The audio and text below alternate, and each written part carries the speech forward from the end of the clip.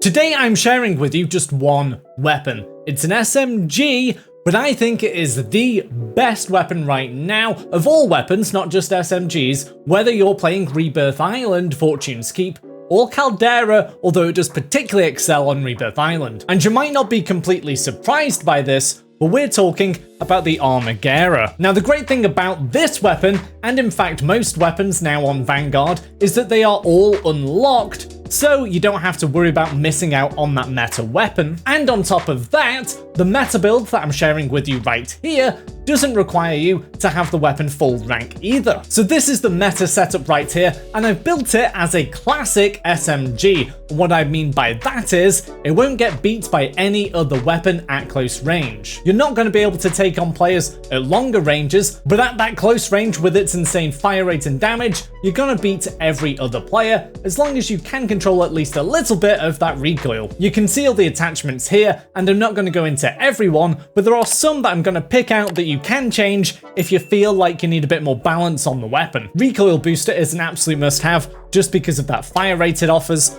For the barrel, you can change this if you want a slightly longer range version of the weapon. Like this bolty 315mm is actually great for the extra damage and bullet velocity. Then even this 550mm barrel basically makes it a longer range SMG. But because the weapon already has kind of difficult recoil and has high fire rate and damage, you really want to add on to that and make it a burner of an SMG, which is what I've done here. Then for the optic, it doesn't matter too much. We've got the slate reflector. For the stock, we've got the skeletal for a little bit of extra movement speed and initial firing recoil. For the perks, we're focusing on movement even more, so we've got steady and quick. Then for the rear grip, we're doubling down on that movement speed with the grooved grip, improving our ADS firing move speed. Now, if you are struggling with the recoil, this is where you can make one of the many changes and go down to something like stippled, improving your recoil recovery and your initial firing recoil even more. A lot of these options are always speed and mobility versus recoil control and bullet velocity and things like that, but for an SMG, usually you want it all laid out